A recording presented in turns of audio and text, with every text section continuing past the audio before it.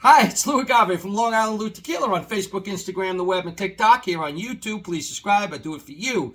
Great bottleatter. How you doing, Anejo-Agave? Anejo-Agave on Instagram. You guys got to check them out. I want to thank them for my birthday shirt too. I love this shirt. Thank you. Thank you, buddy. Save the bats. Yeah, save the bats, right? No doubt about it. Today, and you know what? This is kind of apropos to Carlos, who was one of the originators, him and a few others, with the bat program. So today we're going to check out El Tesoro single barrel Anejo. Okay, so this is bottle number 80 out of 240. Okay. This was barrel 64.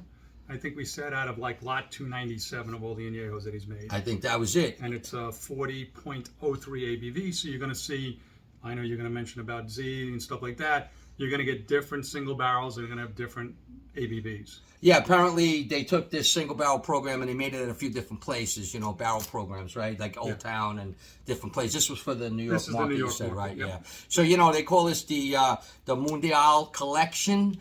And the Mundial collection, this is the Laphroaig. So basically what that is, that's the Scotch barrels that they use from Scotland, which we used. You know, what they did here, interestingly, was they rested 9 months in whiskey barrels, okay?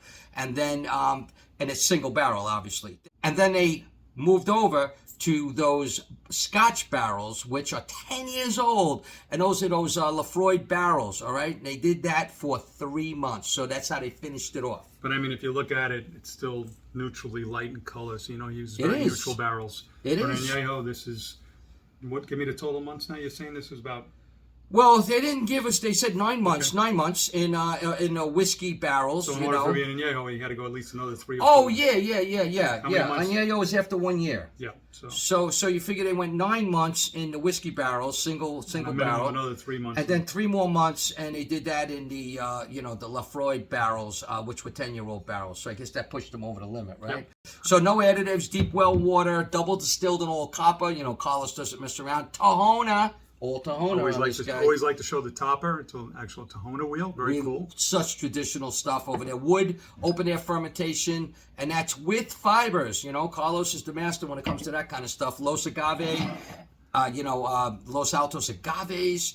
And, this is nice. A NAM 1139, that in La Alteña. You can't go wrong. As we know, because we've been there together at the distillery, he takes the bagazo and he puts it almost like in a tea bag. Yeah. And it steeps it inside in the fermentation tanks. Yeah, add more flavor. It's unbelievable. They're like burlap saps, right? So I was going to say, almost like what they do with gin, like they do with botanicals. They put them in these bags and they put it in the fermentation for the flavorings. Yeah, exactly. Right. That's exactly right. That's pretty cool. So, great nose. Everyone's talking about the peat, presence in what you get in the Scotch. And now that I think back to my Scotch drinking days, this does have a similar little slight hint of Scotch. Yeah, it definitely has that peaty kind of presence, no doubt. Still smells great. Still smell cooked agave. And the agave still shines in the This is not cheap either. This is $150 at Z's Old Town. So, oh wow! So this is really nice. So but I'm happy to share with you all my single barrels. I see you are. You can't beat that. You're the nicest guy.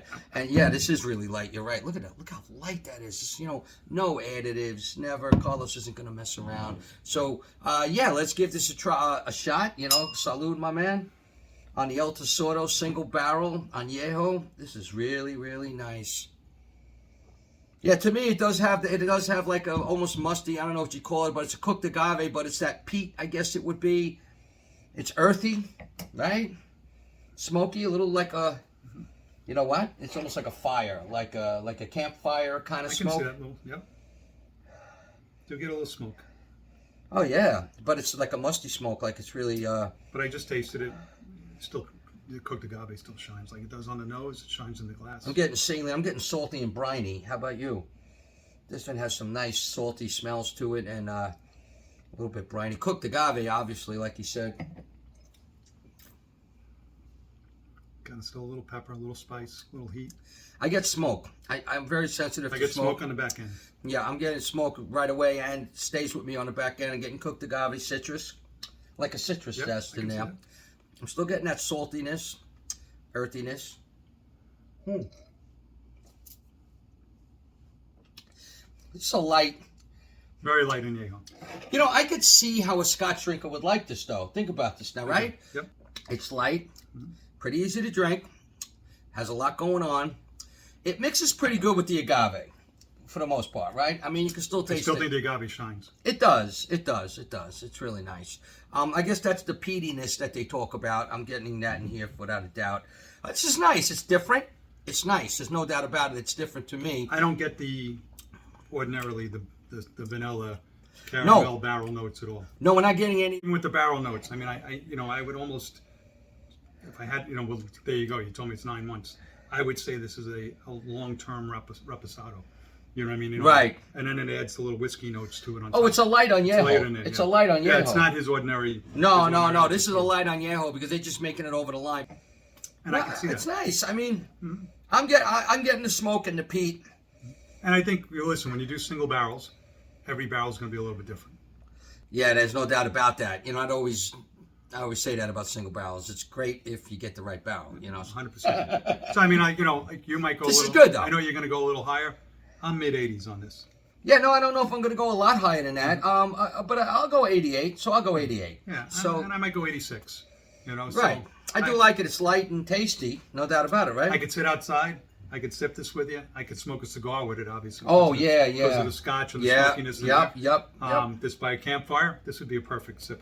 Right. This is really good. No, this is nice. There's nothing wrong with this. This is delicious. Carlos did it again. This is really nice. So this is the Mundial Laphroaig Anejo single barrel by Carlos. Nice job. So it's great. So we like it, and I think you're going to like it. It's different. Check it out. Enjoy.